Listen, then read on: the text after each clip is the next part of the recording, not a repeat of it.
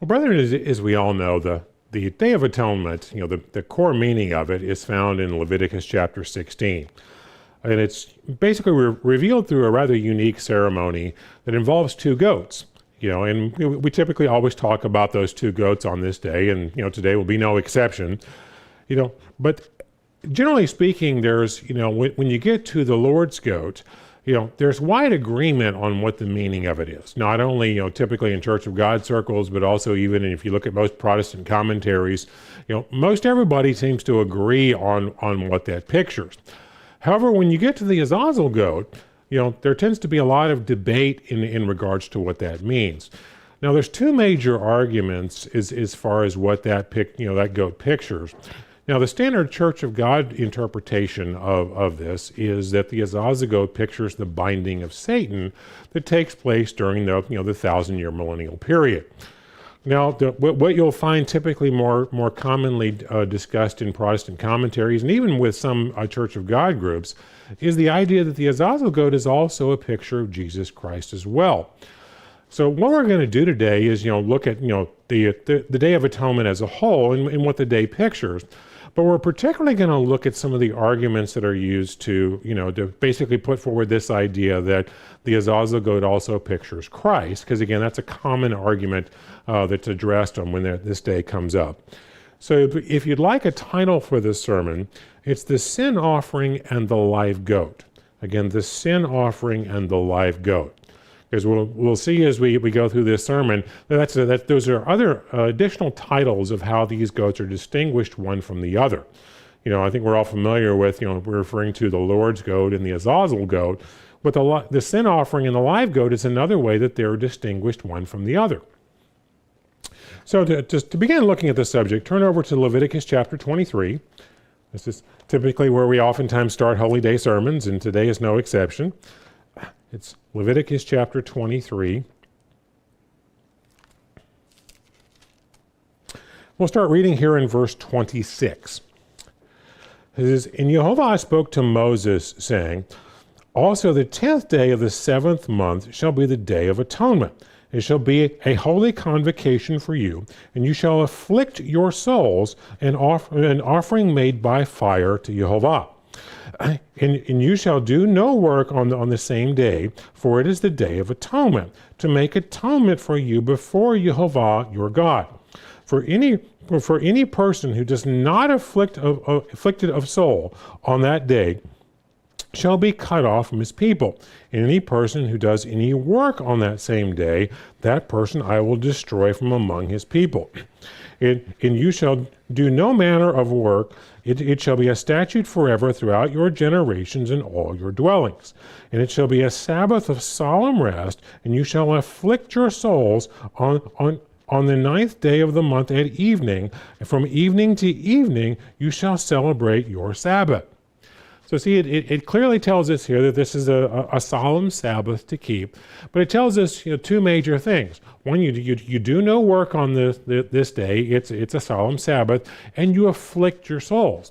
Now, it doesn't tell you exactly here what afflict your soul means, and we're going to look later at how we know that afflicting your soul is a reference to fasting, because we're going to see that directly from the Bible here a little bit later today. But just notice those two particular issues. Now you'll see these issues mentioned in Leviticus 16 as well. If you'll turn over to Leviticus chapter 16, again, this is the chapter we typically spend a lot of time on the Day of Atonement, and today won't be any exception. Now, as I mentioned last year when I addressed this subject on the Day of Atonement, oftentimes when you look at a chapter addressing a subject, you always want to start at the beginning. You kind of start at the beginning of the story. Well, in this case, it's actually more helpful if you start at the end of the chapter. And the reason I say that is because, if you start at the beginning of this chapter, it goes into this, this detailed ceremony, in all kind of the finer details of it, but it doesn't start off kind of giving you the overview of the subject and how to look at all of the details. And it's more helpful with a detailed subject like this to get the general overview and the picture of what it's all about before you dive into all the details, so you have the kind of the context of how to interpret all the details. So this is one of the exceptions where I always recommend start at the end rather than the beginning, because it gives you that overview, and then you have the greater context of how to interpret all the details. So if we start off here, actually in verse 29, because it's the end here that kind of gives you the big picture overview, and then you know how to interpret all the details. It's Leviticus 16 and verse 29. It says, "This shall be a statute forever for you. In the 7th month, on the 10th day of the month, you shall afflict your souls and do no work at all, whether a native of your own country or a stranger who sojourns among you." Now notice here, it just mentions the 10th day of the 7th month. That's the same thing we mentioned, in Leviticus 23. The reason I point that out is if you start at the beginning of this chapter, it makes the point of, don't go into the most holy place just any time. Only do it on the specific day, but it doesn't tell you when the specific day is. If you read the last couple of verses first, well, now you know what day you're talking about. You have the overview and you know how to interpret the details. And continuing in verse 30, "For on that day the priest shall make atonement for you to cleanse you, that you may be clean from all your sins before Yehovah." You see, this also tells you exactly what this day is about. Because again, you'll go through the details of this ceremony, and you can see he's atoning for all these different objects and all the things that are taking place here. But if you read this overview first, you understand what is this day primarily about. It's about cleansing the people of their sins, making them symbolically right before God. That's the point of this day. All the rest of it is just details, a part of that greater picture. Verse 31, "It is a Sabbath of solemn rest for you, and you shall afflict your souls. It is a statute forever.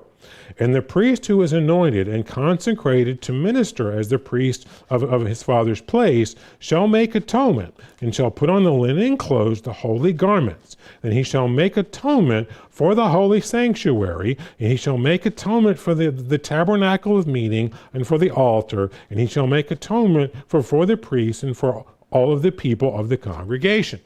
And notice he's making atonement for all these other objects as part of the greater picture, but what's the main focus here? Making atonement for the people, to basically, symbolically atoning for the people's sins to make them right before God. That's the purpose of this day. In verse 34, "And this shall be an everlasting statute for you to make atonement for the children of Israel for all their sins once a year." Again, we have emphasized what the greater picture is here. Now, as I mentioned when we went through Leviticus 23, I said, notice that it points out that this is a solemn Sabbath, you do no work on it, and it makes this point of you must afflict your souls. But it doesn't explain what afflicting your soul is. Now, these verses say the same thing. This is a solemn Sabbath, you do no work on it, and you afflict your souls. Well, how do we know that afflicting your soul is a reference to fasting? Well, you can keep your finger here in Leviticus 16 because we're going to come back to this. But turn over to Isaiah 58, and we can see where the Bible itself is going to directly tell us that afflicting your souls is a reference to fasting. It's not just something that we made up. We just get this directly from Scripture. It's Isaiah chapter 58. And we'll start reading in verse 1. "Cry aloud, spare not, lift up your voice like a trumpet. Tell my people their transgressions and the house of Jacob their sins. Yet they seek me daily and delight to know my ways as a nation that did righteousness and did not forsake the ordinance of their God. They ask of me the ordinances of justice. They take delight in approaching God. Why have we fasted, they say, and you have not seen? Why have we afflicted our souls and you take no notice?" Notice it's equating afflicting your souls with fasting. See, this is how we know that's when you read afflicting your souls, it's talking about fasting. And continuing on in verse 3, "In fact, in the day of your fast, you find pleasure. You exploit all your labors. Indeed, you fast for strife and debate. You strike with the fist of wickedness. You will not fast as you do this day, to make your voice heard on high. Is it a fast that I have chosen, a day for a man to afflict his soul?" And notice again the equating of fasting with afflicting your soul. Is it to bow down his head like a bulrush and to spread your sackcloth in ashes? Would you call this a fast and an acceptable day of Yehovah? So you can see here, the Bible directly tells us that when it refers to afflicting your soul, it's talking about fasting. That's why we fast on the Day of Atonement, because again, the references we read in Leviticus 23 and Leviticus 16 told us specifically on this day, you afflict your soul, and that's referring to fasting. So now turn back over to Leviticus chapter 16, and now we're going to kind of go through the details of the chapter. As I mentioned, there is kind of a very detailed, unique ceremony that was played out every year on the Day of Atonement. And it involves two unique goats. And we're going to see, kind of go through this and understand the meaning of what this is talking about, because it reveals very much for us what this day pictures and what we are to learn from this day. So I start off in Leviticus 16 and verse 1. It says, Now Yehovah spoke to Moses after the death of the two sons of Aaron, and when they offered profane fire before Yehovah and died. And Yehovah said to Moses, Tell Aaron your brother not to come at simply any time into the holy place inside the veil before the mercy seat which is on the ark, lest he die, for I will appear in the cloud above the mercy seat. Now, as I mentioned before, when we read the latter part of the chapter, notice it says here, don't just come at any time. There's a specific time, but it doesn't tell you when the specific time is, unless you read the end of the chapter. That gives you the overview and places it all into context. In verse 3, Then Aaron shall come into the holy place with the blood of a young bull and as a sin offering, and as a ram as a burnt offering.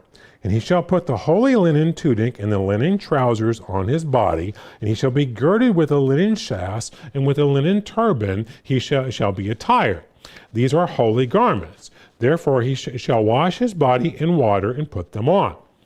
And he shall take them, the congregation of the children of Israel, 2 kids of the goats as a sin offering, and 1 ram as a burnt offering. And Aaron shall offer the bull as a sin offering, which is for himself, and make atonement for himself and for his house. And he shall take the 2 goats and present them before Yehovah at the door of the tabernacle of meeting. And he shall cast lots for the 2 goats, 1 lot for Yehovah, and the other lot for the scapegoat. Now, I'm reading here from the New King James translation, which unfortunately translates this as scapegoat, which really kind of obscures the meaning here. Now, in Hebrew, the original word here is azazel. And that's a more accurate way of looking at it. So that's why we refer to it as the azazel goat. But again, just keep in mind, I'm reading from the New King James here. So when you hear me say scapegoat, it's referring to the azazel goat here. In verse 9, And Aaron shall bring the goat of which Jehovah's lot fell, and offer it as a sin offering. Now notice here, when it was referring to what's called the Lord's goat or Jehovah's goat, it refers to it's going to offer it as a sin offering. Now we're going to notice here, and when we jump down in this verse, it's going to start referring to this goat as the goat of the sin offering. And we're going to come back here a little bit later here and explore verse 5, because oftentimes that trips people up, because it talks about bringing these 2 goats as a sin offering, and then people argue, they're together a unified sin offering, But if you pay attention to the language, it's going to refer to the Lord's goat as the goat of the sin offering, and the Azazel goat as the live goat, and these are terms that distinguish one from the other. Now let's jump down here to verse 15, because we're just going to follow the logic of what happens with the Lord's goat here, and we'll address them individually. So jump down to verse 15.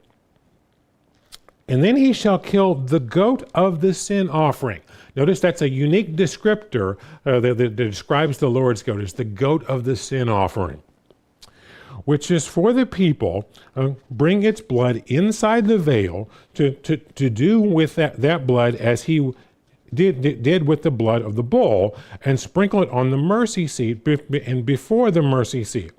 And he shall make atonement for the holy place because of the uncleanness of the children of Israel, because of the transgressions for all their sins, and so shall do with the tabernacle of meeting, which remains among them in the midst of uncleanness. There shall be no man in the tabernacle of meeting when he goes in to make atonement in the holy place until he comes out, that he may make atonement for himself, for his household, and for all the congregation of Israel. Again, what's the whole focus here? It's symbolically atoning for the sins of the people to make them right before God. In verse 18, and he shall go out of the altar that it is before Jehovah, and make atonement for it. And he shall take some of the blood of the bull and some of the blood of the goat, and put it on the horns of the altar all around.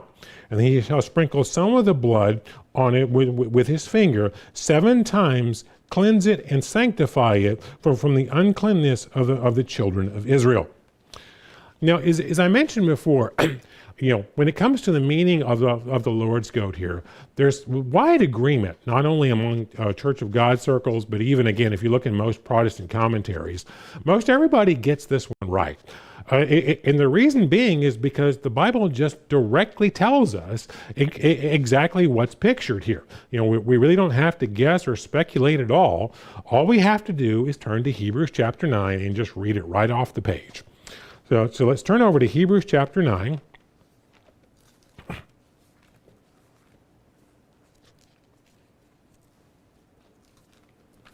It's Hebrews chapter 9 here. We'll start reading in verse 1. It says, Then indeed, even the first covenant had ordinances of divine service in the earthly sanctuary. For a tabernacle was prepared, the first part in which was the lampstand, the table, and the showbread, which is called the sanctuary. And behind the second veil, the part of the tabernacle which is called the holiest of all, which had the golden altar of incense, the ark of the covenant overlaid on all sides with gold, in which were the golden pot that had the manna, and Aaron's rod that budded, and the tablets of the covenant.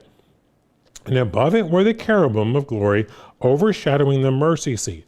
And all of these things cannot now speak in detail. Now, these things had been thus prepared. The priest always went into the first part of the tabernacle performing the services.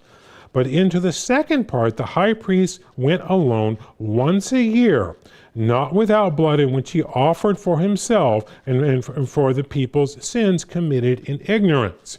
The Holy Spirit indicating that the way into the holiest of all was not yet made manifest while the first tabernacle was standing.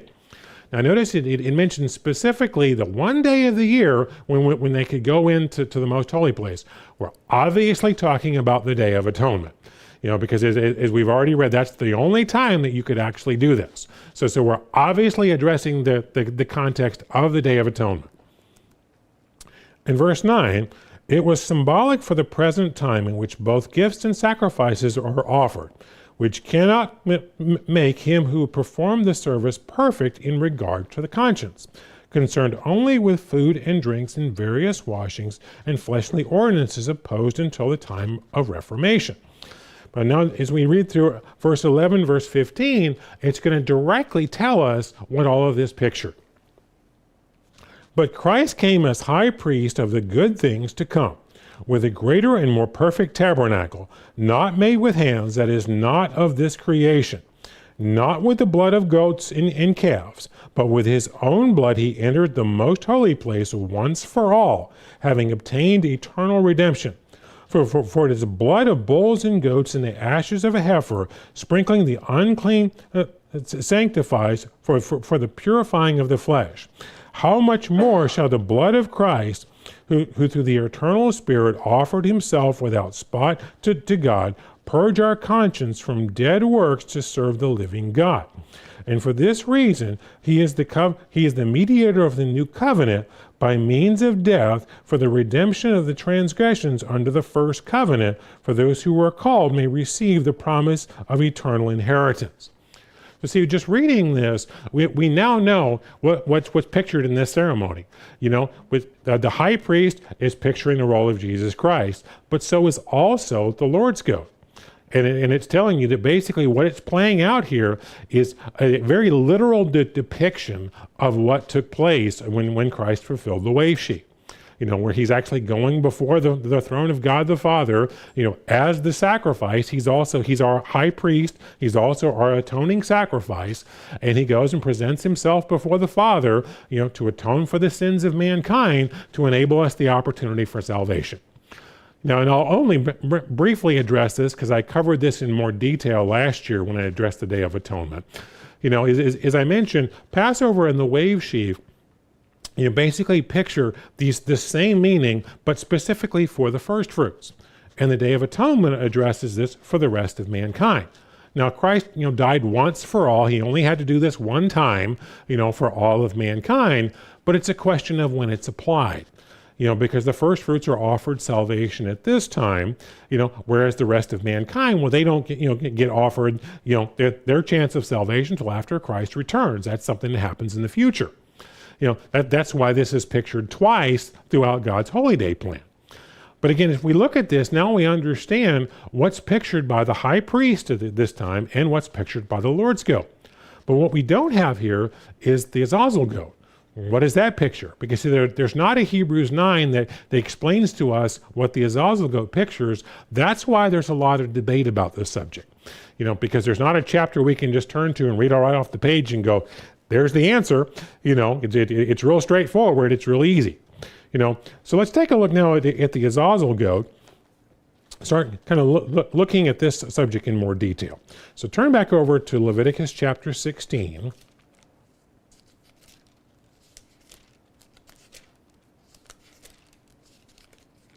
This time we're going to start in verse 10. So Leviticus 16 in verse 10. But the coat on which the lot fell to be the scapegoat, and again, Azazel, shall be presented alive before Yehovah to make atonement upon it, and let it go as a scapegoat, or Azazel, into the wilderness. Now jump down now to verse 20. But now notice how verse 10 talked about the goat that's left alive. And notice when we're going to read the next couple of verses, this goat is now referred to as the live goat as a title. This is in contrast to how the Lord's goat was referred to as the goat of the sin offering. So this is going to be an important clue later here. In verse 20. And when he has made an end of atoning for the holy place, the tabernacle of meeting, the altar, he shall bring the live goat, and Aaron shall lay both his hands on the head of the live goat, confess over it the iniquities of the children of Israel, and all the transgressions concerning all their sins, putting them on the head of the goat, and shall send it away into the wilderness by a suitable man. And the goat shall bear upon itself all the iniquities to an uninhabited land, and he shall release the goat in the wilderness. So you can see here, again, this goat is never killed. This goat has the sins placed upon him, and then he's taken away from the people, and basically, released out in an uninhabited area where he can't affect anybody. And we're going to see later in this sermon, even the guy who takes him out and releases this goat has to take a bath before he comes back. And it's not because of having sacrificed an animal. It's that goat is viewed as a source of contamination, that he has to do to be able to come back into the camp. But now, as I mentioned, there's a common argument that you'll oftentimes see in Protestant commentaries, and even other Church of God organizations sometimes will argue this. And it's based upon verse 5. So let's jump to verse 5 here, Leviticus 16. And he shall take from the congregation of the children of Israel 2 kids of the goats as a sin offering, and 1 ram as a burnt offering. And they look at this and they say, well, see, it says here he's taking 2 goats as a sin offering. And they say, well, okay, well, then both goats have to picture the same thing. It's how the logic goes. And then they'll make the statement, they say, well, see, both goats together are a single sacrifice and a single sin offering. And you'll typically always see those 2 phrases always put together to make an argument. And then they use that as the basis to then argue that, well, then it has to be Jesus Christ.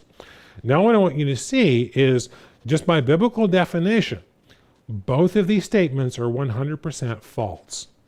because the Azazel goat does not meet the definition of a sacrifice and does not meet the definition of a sin offering. So to claim both of these is just simply a false argument. And let me illustrate that for you. Now, when you think of a sacrifice, whenever you see the English word sacrifice in the Old Testament, the overwhelming majority of the time, that's going to be translated from one of three different Hebrew terms. There are a few other one-off exceptions that, depending on the context, where there's a word that maybe has a different meaning that's translated in the English word sacrifice. But the overwhelming majority of the time, what you're going to see is it's always translated from one of three different Hebrew terms. Now, the first Hebrew term is a generic term that can literally refer to an animal that's killed for a religious sacrifice purpose, or that's just killed for food. But what I want you to see is, to meet the definition, the animal has to be killed. There's no such thing as, you can't meet the definition when the animal is left alive. Now I'm going to cover the definition of all three terms here. The definition I'm going to give you for all three of them all comes from the same source. So just to make this easier, all of it comes from the complete word study dictionary of the Old Testament by Warren Baker and Eugene Carpenter. So the first term here, again, is this generic term that can be used in both contexts. It's transliterated into English as Zabah. It's Z-A-B-A-H. It's Strong's number 2076. And Baker and Carpenter define it as this. Quote, a verb meaning to slaughter, to kill, to offer, to sacrifice.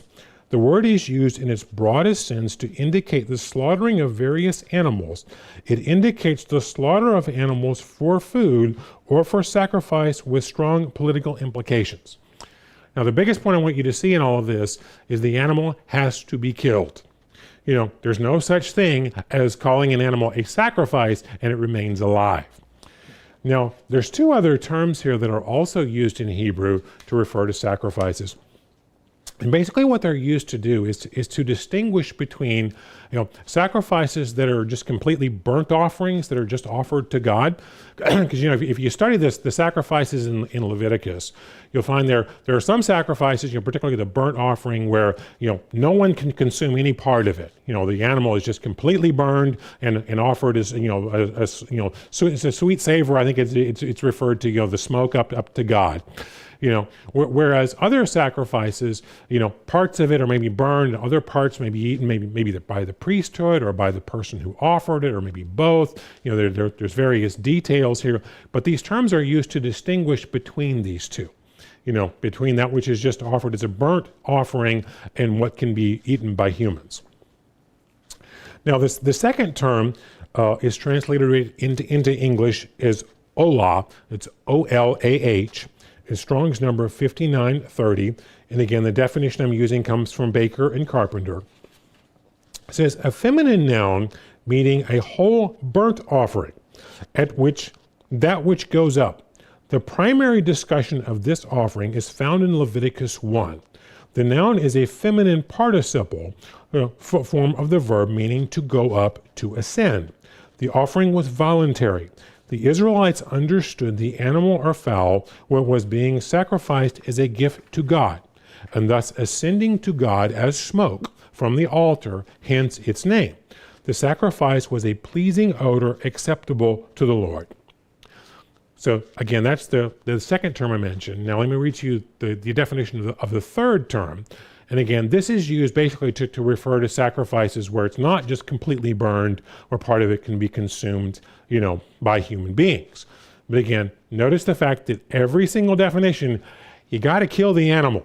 There's no such thing as a sacrifice that's left alive. That's the point I want you to see. The third term is Zebah, Z-E-B-A-H, Strong's number 2077. And again, a definition from Baker and Carpenter. Quote, a masculine noun meaning sacrifice. This word refers to a kind of flesh sacrifice the offerer ate after it was given to God. Parts of the flesh went to God and to the priests as well. This practice was ancient and did not solely apply to sacrifices of the true God of Israel. Other sacrifices of this type included the covenant between Jacob and Laban, the Passover feast, the thank offering, the annual sacrifice, the sacrifice of a covenant with God. So again, just the main point, I'm kind of hammering this to death, but what I want you to see here, there's just no such thing as calling something a sacrifice and the animal remains alive. So to say that the Azazel goat as a sacrifice is just not understanding what the term sacrifice means, and any of the Hebrew words that are translated as sacrifice, it's just a false concept. The same thing applies to calling it a sin offering. As I pointed out here, as we go kind of further in the Leviticus 16, initially we see both goats being brought up and it says, well, they're both brought as a sin offering. That's true. But then later we refer to the goat of the sin offering and the live goat. That's the reason is because by definition, a sin offering has to be killed as well. There's no such thing as an animal brought as a sin offering that remains alive. Turn over to Leviticus chapter 6. And we're going to read here what the Bible is going to directly call the law of the sin offering. In other words, defining what a sin offering is and how you do a sin offering. In fact, if you have a New King James translation of the Bible, like I'm going to read out of here, right before Leviticus 26, verse 24, which is where we're going to start, the subheading is the law of the sin offering. And starting in verse 24, and Jehovah spoke to Moses, saying, speak to Aaron and to his sons, saying, this is the law of the sin offering. In the place where the burnt offering is killed, the sin offering shall be killed before Jehovah. It is most holy.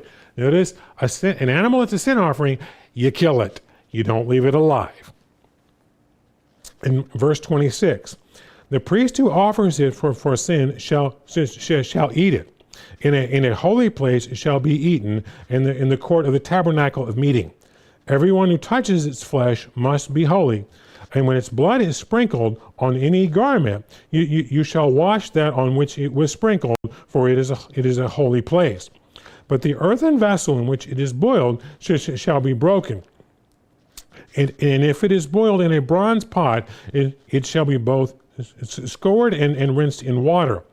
And all the males among the priests may eat it. It is most holy.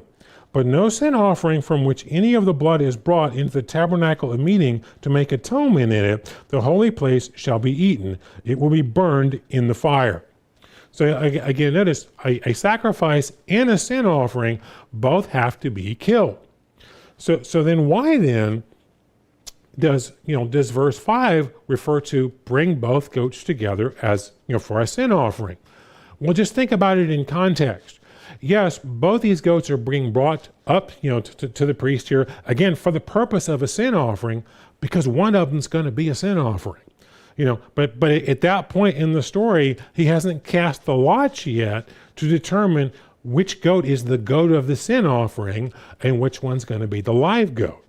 So see, what trips people up in this one is just focusing on verse 5 and ignoring everything else that the Bible has to say about the subject. Because there's a very simple explanation to verse 5. At that point, yes, they brought both goats, and the purpose is to make a sin offering to God, but you haven't cast the lots yet to identify the goat of the sin offering, the one that's going to be a sin offering, because the other one's not going to be a sin offering. That's the point. So again, what trips people up on this is focusing on one verse and ignoring everything else that the Bible says about it. But also realize, again, just a simple point of logic. If you start with a false foundation and use that as a basis for building an argument, where are you going to wind up? You're going to wind up with a flawed conclusion. So I mean, just think that one through. So now, as we know, the Azazel goat isn't a sacrifice, it isn't a sin offering, but yet it's connected with making atonement for the people. So how does that work, and what is its role in making atonement? How are we to explain that? We need to start off understanding one thing. Again, we've already determined it isn't killed, it's not a sin offering, and it's not a sacrifice, so it can't have anything to do with the forgiveness of sin. And let's just turn quickly over to Hebrews 9 to verify that. It's Hebrews chapter 9 and verse 22. It says, and according to the law, almost all things are purged with blood, and without the shedding of blood, there is no remission. In other words, there's no forgiveness of sin. In other words, again, as I've kind of pounded to death here, the idea of if you have an animal and it's sacrificed as symbolically atoning for sin, you kill it and its blood is used for atoning sin. It's facing the death penalty, basically. So by virtue of the fact this animal is left alive, it can't have anything to do with forgiveness of sin. So what is its role then in terms of somehow making atonement and affecting the relationship between the people and God? How are we to understand that? Well, the key of that is found in Leviticus 16 and verse 10. And I'm going to read this to you out of the Complete Jewish Bible because it translates a little more clearly, and we can see exactly what the Azazel goat's role is in atoning with the people. And again, this is Leviticus 16 and verse 10. But the goat whose lot fell to Azazel is to be presented alive to Adonai and to be used for making atonement over it by sending it away into the desert for Azazel. And notice, what's its role in making atonement? By sending it away. In other words, removing it, getting it out of the camp, getting it away from the people. And as I mentioned, we'll see here later how the Bible makes it clear that even the guy who carries it away, he has to be cleansed before he can come back into the camp because this goat is a source of contamination. So its role has nothing to do with, basically, the forgiveness of sin or cleansing of sin. Its role is being removed and taken away from the people, viewed as a source of contamination and kept away from them. Now, again, that in itself is a big clue that this can't be referring to Jesus Christ, because what about everything we know about Jesus Christ is, would say, okay, well, we want to keep him as far away from the people as possible. No, he's the cleansing, of us, because what did the Lord's goat do? Well, he took his blood and took it into the sanctuary, before the most holy place, and it cleansed everything it touched. You want Christ as close as possible. There's nothing about Christ. We want to have him away from the people as far away as possible. Well, also notice that the way that this played out with the high priest and the Lord's goat, as we saw, we could read directly from Hebrews 9 exactly what it pictures, but it's a very literal depiction of what takes place. Because if we looked at how Christ fulfilled the wave sheaf, what did he do? He goes in as our high priest before the Father's throne, which is, what's pictured by the most holy place, with his own blood. It's a very literal depiction of what took place. Well, the Bible gives us an example of, a source of sin being completely taken away from the people, very literally depicted, just like we see with the Azazel goat. Turn over to Revelation chapter 20.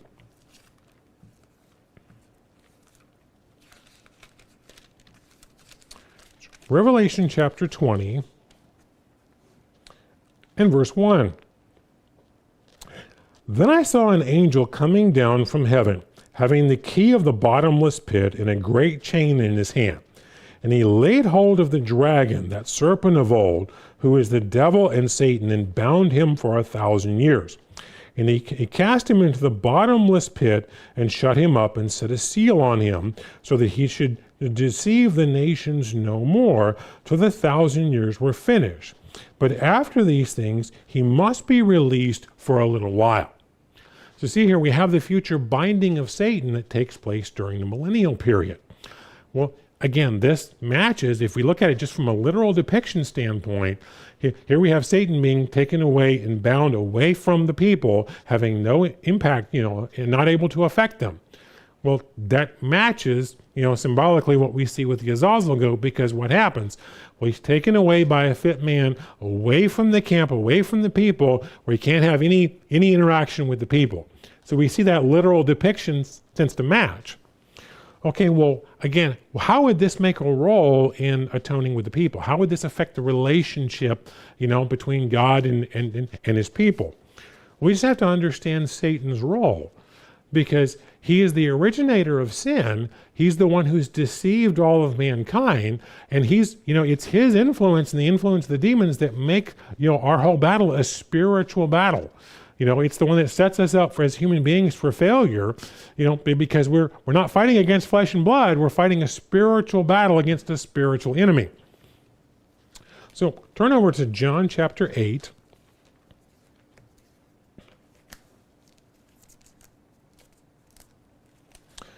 John chapter 8. We'll start in verse 42.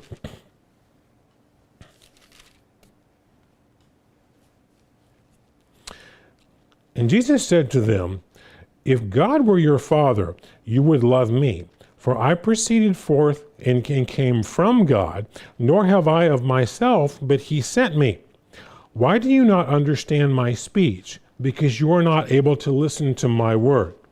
You are of your father the devil, and the desires of the father you want to do. He was a murderer from the beginning and does not stand in the truth, because there is no truth in him. When he speaks a lie, he speaks from his own resources, for he is a liar and the father of it." In other words, he's the originator of rebellion and sin. He's the original source of sin. And notice here in Revelation 12, he's responsible for having misled all of mankind. It's Revelation 12.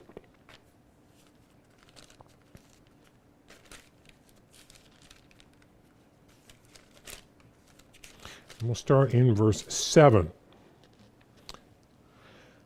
Saying, "War broke out in heaven, and Michael and his angels fought against the dragon. And the dragon and his angels fought, but they did not prevail, nor was a place found for them in heaven any longer. So the great dragon was cast out, the serpent of old, called the devil and Satan, who deceives the whole world. And he was cast to the earth, and his angels were cast out with him." See, what this is telling us is it's Satan's influence that has caused mankind to be so prone to sin, and so drawn in that direction.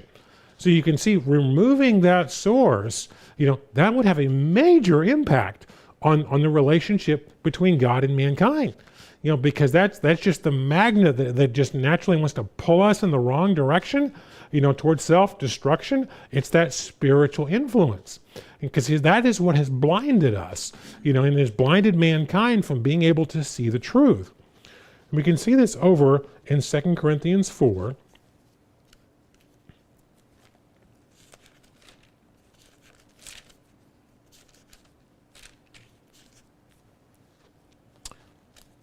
In 2 Corinthians 4, we'll start in verse 3.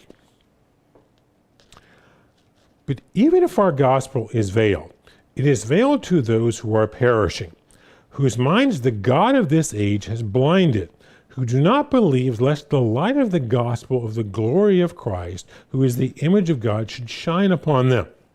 See, what it's telling us is it's because of Satan's influence. It's because of that deception, that it's caused, basically set up mankind for failure. Because if you just look at, the example of ancient Israel, one of the great lessons of that is you can take a nation of people, set them up for success, set them in, in a land flowing with milk and honey where they have all the resources, give them intact cities with infrastructure already developed for them. They don't have to start from nothing and develop a civilization. They can literally take over an area where there's infrastructure already there. You can give them freedom to not be oppressed by anybody and to do things the way they want. Give them the law and the instructions of, the right way to go, and basically completely set them up for success. And what happens? They just repeatedly fail again and again and again, because what happens? Basically what's taking place here is carnal human beings without God's Spirit. What we basically brought a knife to a gunfight, because you're fighting a spiritual battle. And see, that's why we wrestle not against flesh and blood, but against principalities, powers of dark forces. When we're removing that, basically makes it an even playing field. because if you bind Satan and take that influence away, what you go then is from a spiritual battle to just a flesh and blood battle. Because it says, we don't wrestle against flesh and blood. Well, if you take away that spiritual influence, then you just have a heart of flesh.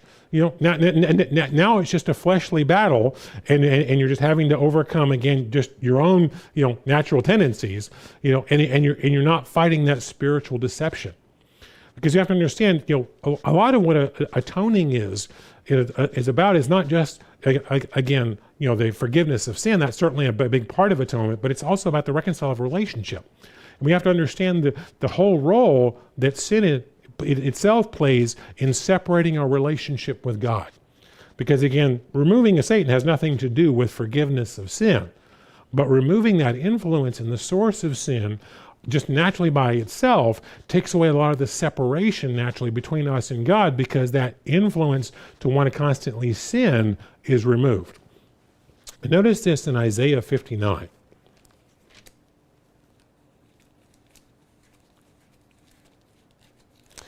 Isaiah chapter 59.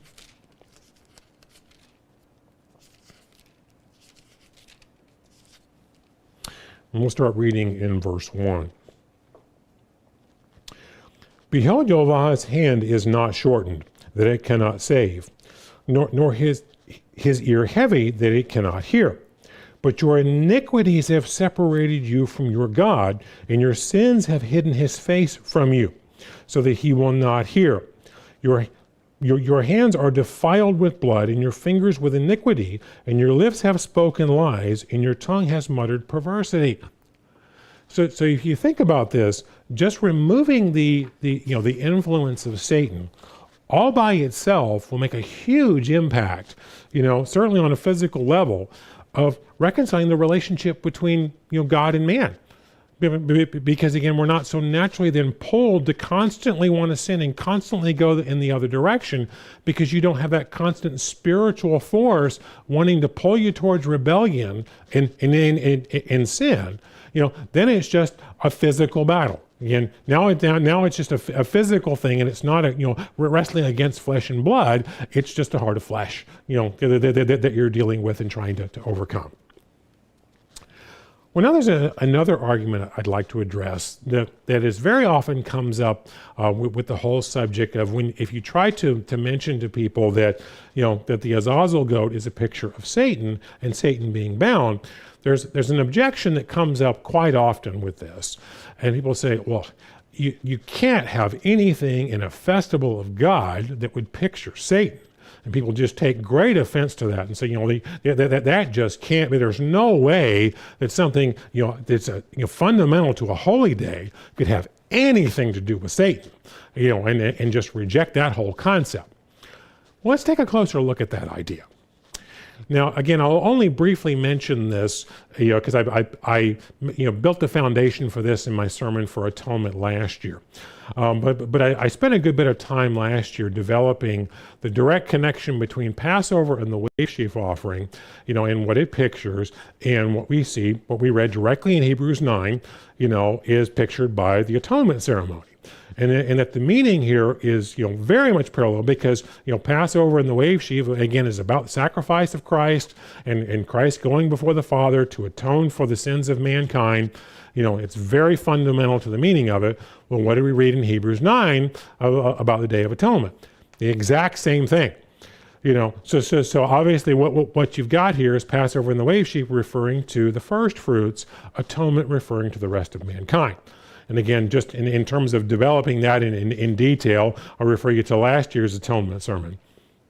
But the reason I point to all of that is, since we know then that Passover is the direct parallel to the Day of Atonement, let's ask the question, does Satan have anything to do with the meaning of Passover?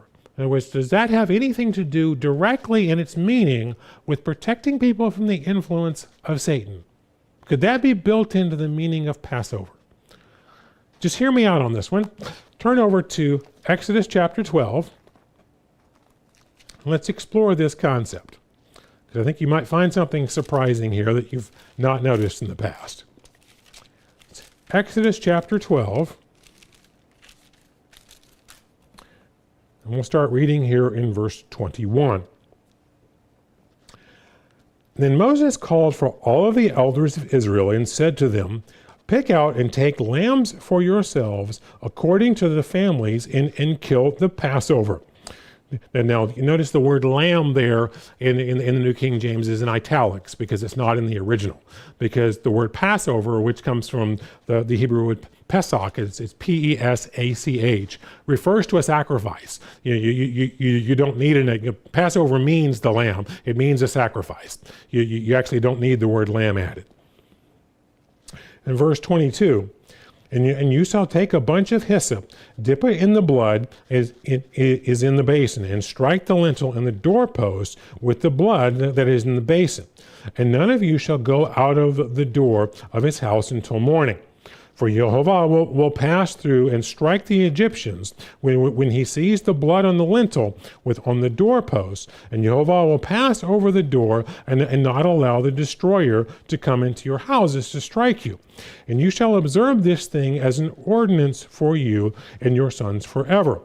And it will come to pass when you come to the land which Jehovah will give you, just as he promised, that you shall keep this service. And it shall be when your children say to you, what do you mean by this service? And what shall you say? It is the Passover sacrifice of Jehovah, who passed over the houses of the children of Israel in Egypt when he struck the Egyptians and delivered their households. So the people bowed their heads and worshiped. Now, one thing, the first thing we need to notice here is there's a translation error that unfortunately causes a great deal of confusion in these verses. Because if you ask the average person, the term Passover, one word, it refers to the sacrifice. I'm referring to the English terms here. Where does this come from? Well, they'll say, well, that comes from passing over. That Passover and Passover, two words, that the meanings are the same. That is a completely false idea that is simply a misunderstanding in English because it comes from two uniquely different Hebrew terms.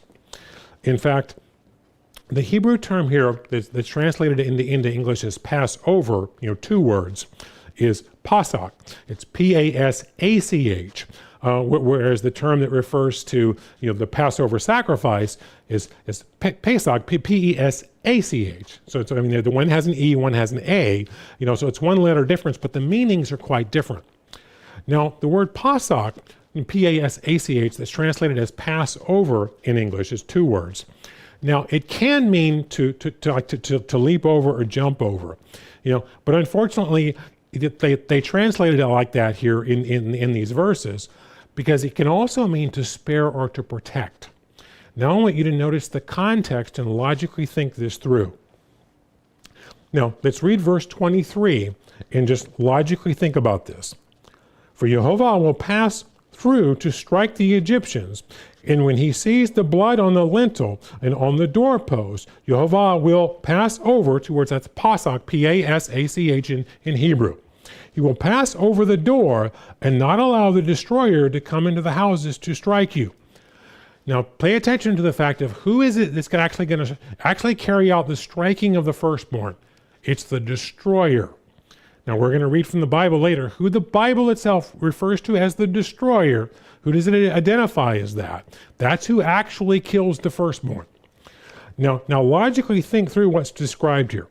It says Jehovah, and now unfortunately it says in English, will pass over the door. If he's jumping over the door, that's how we oftentimes think of this, is he comes here and he just leaps over the door, and keeps going. If he leaps over the door, how does that stop the destroyer from coming in the house? Doesn't really make sense, does it?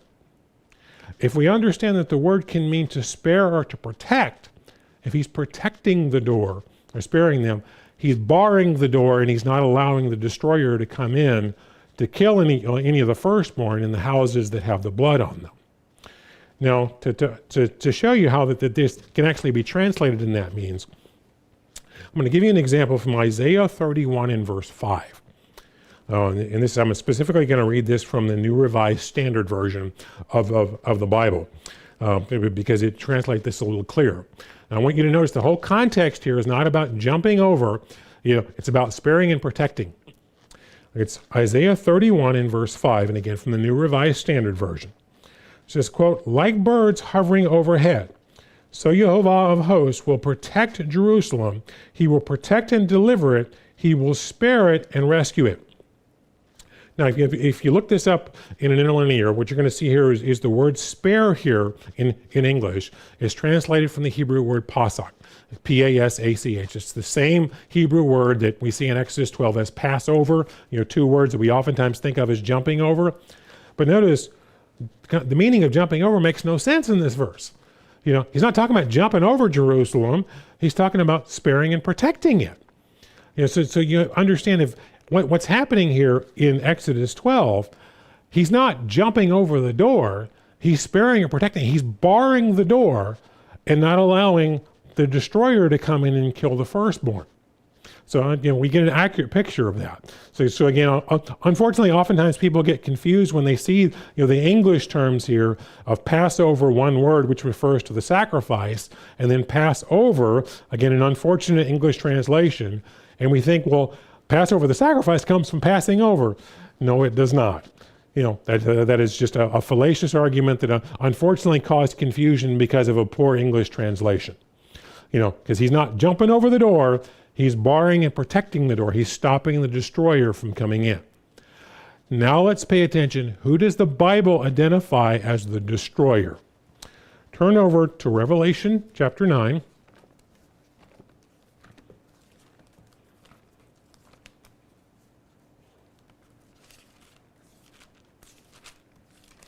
And we're going to see here directly from the Bible, who does the Bible refer to as the destroyer? So Revelation 9, we'll start reading in verse 1. "Then the fifth angel sounded, and I saw a star fallen from heaven to the earth, and to him was given the key of the bottomless pit. And he opened the bottomless pit, and smoke arose out of the pit like the smoke of the great furnace. And the sun and the air were darkened because of the smoke of the pit. Then out of the smoke locusts came from the earth, and to them was given power as the scorpions of the earth have power. And they were commanded not to harm the grass of the earth or any green thing or any tree, for only those men who do not have the seal of God on their foreheads. And they were given authority to kill them and to torment them for 5 months. And their torment was like the torment of the scorpion when it strikes a man. In those days men will seek death and will not find it, and they will desire to die, and death will flee from them. And the shape of the locust was like the horses prepared for battle, and on their heads were crowns of something like gold, and their faces were like the faces of men. And they had hair like women's hair, and their teeth were like lions' teeth. And the breastplates were like breastplates of iron, and the sound of their wings was like the sound of chariots, with many horses running into battle. And they had tails like scorpions, and their stings in their tails, and the power was to hurt men 5 months. Now notice in particular verse 11. And they had a king over them, the angel of the bottomless pit, whose name in Hebrew is Abaddon, but in Greek his name was Apollyon. Now I'm reading out of a New King James translation of the Bible. If you have a New King James translation, notice next to Abaddon it has a 1, next to Apollyon it has a little number 2. If you look in the margin, for Abaddon it gives the meaning destruction, for Apollyon it gives the meaning destroyer. It's referring to Satan as the destroyer. Now, just to further back this up, if you look these terms up, the Greek terms used here in a lexicon, for example, like the Complete Word Study Dictionary of the New Testament by Spiro-Sahaides, what you'll find is these definitions in the margin here are consistent with the definitions of the Greek terms here that were used in this chapter. So it's directly telling us that what is Satan known as? As the destroyer. Now think about this. Because again, when I started off I was asking the question of, could the meaning of Passover have anything to do, fundamentally connected with protecting people from Satan? Well, what was the meal, the Old Covenant Passover meal about? It was a memorial of God protecting the firstborn of Israel from not being killed by the destroyer. And what did Exodus 12 tell us? It's a memorial of God coming and sparing, protecting the door, not jumping over it, and stopping the destroyer from coming in. It was directly a memorial of protecting the people from not being killed by Satan, by protecting them from his influence. That's what the Old Covenant Passover is about. Satan actually has something to do with the meaning of it all. Now let's ask the question, what about the New Covenant Passover? Because we know the Old Covenant Passover and the New Covenant Passover, they're different things, because the Old Covenant Passover was specifically about the death, physically of the firstborn in Israel. New Covenant Passover, that's all about the sacrifice of Christ and what Christ's sacrifice does for mankind. Well, let's turn over to Hebrews chapter 2 and see if that has anything to do with protecting people specifically from Satan. Hebrews chapter 2 and verse 14. Inasmuch as as the children have partaken of flesh and blood, he himself, this is referring to Christ, because you'll see it's capitalized here, and if you read the verses prior to this, it's obvious the context, we're talking about Christ here. He himself likewise shared in the same, that through death he might destroy him who had the power of death, that is the devil, in other words, Satan, and release those who were through fear of death were all their lifetime subject to bondage. So what's the New Covenant Passover about? It's about the death and suffering of Jesus Christ and what it does for us. What is one of the big things it accomplishes? Protects us from death and bondage from Satan. So could Satan be involved directly in a festival of God and its meaning? Obviously it can. And again, it's not in any way praising Satan, Satan being the Azazel goat, it's not in any way glorifying him. It's showing you he's a source of contamination and he needs to be taken away from the people, and it's a benefit of the people of getting rid of this guy and having him barred from being able to have any influence on the people. That's what's being pictured. But what I want you to see is this whole argument of Satan can't have anything to do with that, so we have to take that off the table. It's just a false concept. It just comes from, again, not fully clearly understanding even what Passover is about. Well, there's another argument that's oftentimes brought up when this whole issue of insisting that the Azazel goat has to picture, Christ as well, because they'll bring up the issue and go, well, wait a minute. You're saying that this goat that was brought up that was, just like the Lord's goat was perfect and flawless, from the beginning of this. Well, why in the world would you picture, Satan with a flawless goat? Shouldn't this be some hideously deformed goat, that would be picturing Satan? Why would that be the case? Well, we have to understand Satan didn't start out being this evil, maniacal being. He started out as perfect and righteous, before God. And then later when sin enters the equation, that's when everything gets ugly, and he changes. So turn over to Ezekiel chapter 28.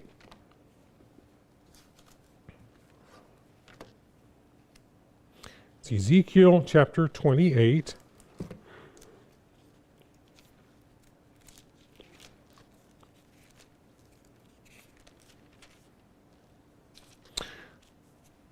I'll start reading here in verse 11. Moreover, the word of Jehovah came to me, saying, Son of man, take up a lamentation for the king of Tyre, and say to him, Thus says the Lord Jehovah, You were the seal of perfection, full of wisdom and perfect in beauty. You were in Eden, the garden of God. Every precious stone was your covering, the sardius, the topaz, the diamond, the beryl, the onyx, jasper, sapphire, turquoise, emerald with gold. The workmanship of your timbrels and pipes was prepared for you on the day you were created. You were an anointed cherub who covers. I established you. You were on the holy mountain of God. You walked back and forth in the midst of the fiery stones. You were perfect in your ways from the day you were created till iniquity was found in you. So notice he doesn't start off as this evil enemy of God, who's perverted and trying to pervert everyone he can have influence on. He starts off as a righteous servant of God, perfect in every way. So again, he is flawless initially. It's when iniquity, when sin enters the equation and he decides to rebel, that's when everything turns ugly. Well, that's the same thing we see in the atonement ceremony. Because, initially it's this flawless goat that comes out. They have to cast lots to determine, which one's going to be the Lord's goat, which one's going to be the Azazel goat, to distinguish between them.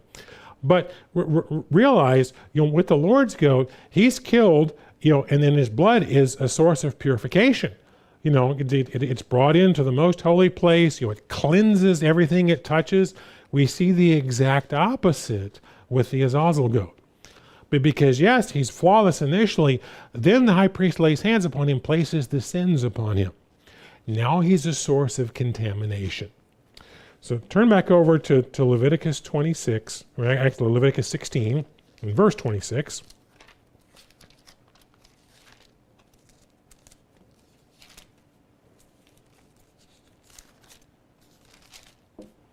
Because, the way the story plays out is, after he has all the sins placed upon him, then, he's carried away by a fit man, taken off into the wilderness, released away, where he can't have any influence with the people.